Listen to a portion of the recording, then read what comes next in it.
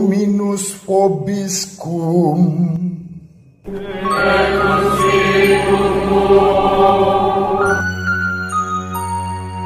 Sahabat peradaban kasih ekologis yang terkasih, selamat berjumpa dalam Renungan Harian bersama saya Romo Alois Budi Purnomo PR melalui channel ini. Semoga panjenengan selalu sehat, tetap semangat tanpa sambat, dan selalu bahagia, kebahagiaan yang bersumber dari Tuhan Allah kita. Mari kita awali perjumpaan kita dengan bersatu di dalam doa. Dalam nama Bapa dan Putra dan Roh Kudus. Amin.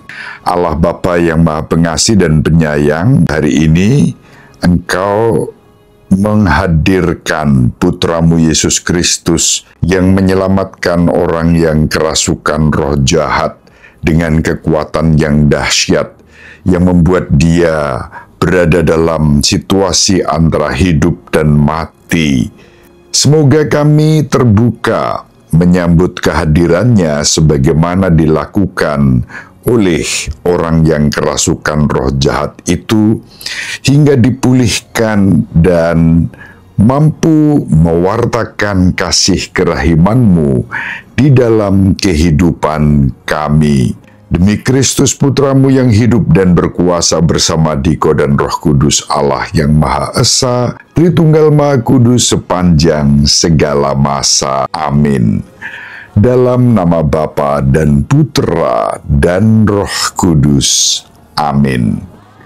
Sahabat peradaban kasih ekologis yang terkasih, mari sekarang kita baca Injil Markus bab 5 ayat 1 sampai 20.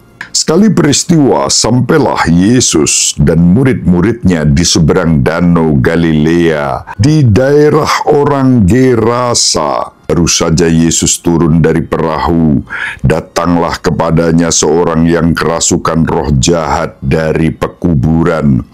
Orang itu diam di sana dan tidak ada lagi yang sanggup mengikatnya dengan rantai sekalipun. Sudah sering ia dibelenggu dan dirantai, tetapi rantainya diputuskannya dan belenggu itu dimusnahkannya, sehingga tidak ada seorang pun yang cukup kuat untuk menjinakkannya. Siang malam ia berkeliaran di pekuburan dan di bukit-bukit sambil berteriak-teriak dan memukuli diri dengan batu. Ketika melihat Yesus dari jauh, berlarilah ia mendapatkannya.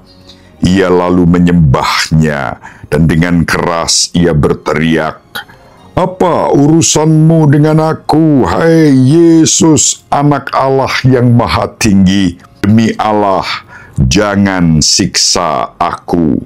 Karena sebelumnya Yesus mengatakan kepadanya, "Hai engkau roh jahat, keluar dari orang ini." Kemudian Yesus bertanya kepada orang itu, "Siapa namamu?" Jawabnya, "Namaku Legion, karena kami banyak." Ia memohon dengan sangat supaya Yesus jangan mengusir roh-roh itu keluar dari daerah itu. Adalah di sana, di lereng bukit, sekawanan babi sedang mencari makan. Lalu roh-roh itu meminta kepada Yesus, katanya, "Suruhlah kami pindah ke dalam babi-babi itu, dan biarkanlah kami memasukinya." Yesus mengabulkan permintaan mereka. Lalu keluarlah roh-roh jahat itu, dan memasuki babi-babi itu. Maka kawanan babi yang kira-kira 2.000 jumlahnya itu terjun dari tepi jurang ke dalam danau dan mati lemas di dalamnya. Maka larilah penjaga-penjaga babi itu. Mereka menceritakan hal itu di kota dan di kampung-kampung sekitarnya. Lalu keluarlah orang untuk melihat apa yang terjadi. Mereka datang kepada Yesus dan melihat orang yang kerasukan itu duduk. Orang yang tadinya kerasukan legion itu kini berpakaian dan sudah waras, maka takutlah mereka. Orang-orang yang telah melihat sendiri hal itu menceritakan apa yang telah terjadi atas orang yang kerasukan setan itu dan tentang babi-babi itu.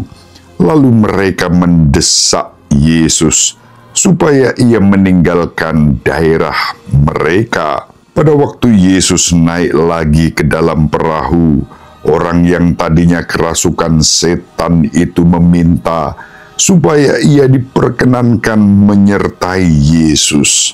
Tetapi Yesus tidak memperkenankannya. Yesus berkata kepada orang itu, "Pulanglah ke rumahmu, kepada orang-orang sekampungmu, dan beritahukanlah kepada mereka segala yang telah diperbuat oleh Tuhan atasmu, dan ceritakanlah bagaimana ia telah mengasihani engkau." Orang itu pun pergi dan mulai memberitakan di daerah Dekapolis segala yang telah diperbuat Yesus atas dirinya, dan mereka semua menjadi heran. Demikianlah sabda Tuhan. Terpujilah Kristus. Sahabat peradaban kasih ekologis yang terkasih, sangat unik Injil yang diwartakan kepada kita pada hari ini. Perjumpaan Yesus dengan satu orang kerasukan 2000 roh jahat, maka disebut legion. Satu orang dikuasai 2000 kekuatan jahat itu, menjadi seperti orang mati meskipun raganya hidup. Gambaran bahwa dia mati namun hidup, atau hidup dalam kematian, antara hidup dan mati ketika ia berada di pekuburan. Hidup tapi berkeliaran di pekuburan, di antara orang-orang mati. Kuburan menjadi gambaran tentang kematian. Orang yang kerasukan legion itu dengan segala situasinya yang buruk, bahkan boleh dikatakan sangat buruk. Dia dibelenggu tapi belenggunya hancur. Dia dirantai tapi rantainya diretas. Dia berteriak-teriak, dia berkeliaran di pekuburan itu sambil memukuli dirinya dengan batu. Satu gambaran yang mengenaskan tentang kehidupan yang dikuasai oleh kekuatan kejahatan. Sahabat peradaban kasih ekologis yang terkasih, dalam situasi itu ia berjumpa dengan Yesus. Dikatakan dalam Injil, berlari dan menyembah Yesus. Ketika Yesus tahu bahwa orang itu dikuasai oleh kekuatan jahat, Yesus tidak membiarkan orang itu menderita. Maka Yesus berteriak kepada orang itu yang dirasuki 2000 kekuatan jahat tadi, "Keluarlah dari orang ini." Namanya legion, pasukan 2000 kekuatan jahat. Dan syukur pada Allah, berkat perjumpaan dengan Yesus, orang itu sembuh, dipulihkan, waras. Inilah kekuatan Kristus yang telah bukan hanya meredakan gelombang badai lautan, tetapi juga meredakan gelombang badai kehidupan yang dikuasai oleh kejahatan. Kerasukan roh jahat membuat orang Gerasa itu tak berdaya. Syukur pada Allah, sekali lagi perjumpaannya dengan Yesus membuat hidupnya dipulihkan. Pelajaran apa yang bisa kita petik dari kisah yang diwartakan kepada kita pada hari ini?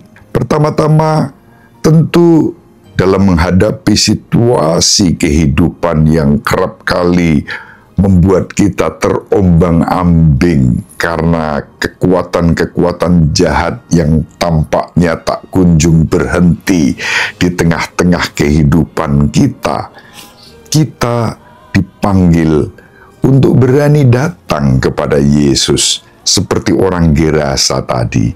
Datang menyembah Yesus, membiarkan Yesus berkarya dalam hidup kita, memulihkan kita. Yang kedua, seperti orang Gerasa yang terbuka menyambut Yesus dan kemudian bahkan setelah sembuh mau mengikuti Yesus. Namun Yesus tidak mengizinkannya. Karena apa? Karena dia punya tugas, diutus untuk mewartakan karya Tuhan di tengah-tengah keluarganya, di tengah-tengah orang-orang sekampungnya. Mengapa? Karena ketika melihat orang yang kerasukan legiun itu disembuhkan oleh Yesus, orang-orang sekampungnya itu masih juga tak percaya. Bahkan mereka mendesak agar Yesus meninggalkan mereka. Karena apa? Pemulihan orang Gerasa tadi membawa kerugian ekonomi dalam arti tertentu. Babi-babi 2000 jumlahnya mati sia-sia di danau karena menjadi tempat pelarian iblis-iblis kekuatan legiun tadi. Sahabat peradaban kasih ekologis yang terkasih, karena itu lalu orang Gerasa tadi diminta dan diutus oleh Yesus, pergi ke kampungnya, wartakanlah kepada orang-orang di keluargamu, di kampungmu, tentang karya Tuhan yang kamu alami itu. Kita juga dipanggil untuk mewartakan Kristus di tengah-tengah kehidupan kita sehari-hari pada orang-orang yang ada di lingkungan kita, orang-orang yang terdekat dengan kita, agar mengalami damai sejahtera dari dalam batin yang disembuhkan oleh Yesus. Orang Gerasa itu mengalami yang namanya penyembuhan dari dalam dengan damai sejahtera yang dia terima, dibebaskan dari belenggu kekuatan jahat.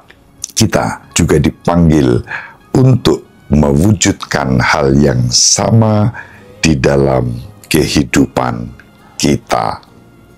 Mari kita saling mendoakan agar kita diberi rahmat untuk berani mewartakan Kristus dalam kehidupan kita, tapi juga kita membiarkan Kristus sendiri memulihkan hati, jiwa, dan kehidupan kita yang kadang-kadang dilanda oleh keterombang-ambingan yang membuat kita laksana antara orang mati atau orang hidup, seperti yang dialami oleh orang Gerasa tadi. Namun kita boleh yakin dalam nama Yesus Kristus Tuhan kita, damai sejahtera dianugerahkan kepada kita. Semoga bermanfaat. Ibu Maria dan Bapak Yusuf selalu mendoakan kita. Semoga panjenengan semua sahabat peradaban kasih ekologis yang terkasih bersama seluruh anggota keluarga dimanapun berada, dibimbing, dilindungi, dan diberkati oleh Allah yang Maha Kuasa, Bapa dan Putra dan Roh Kudus.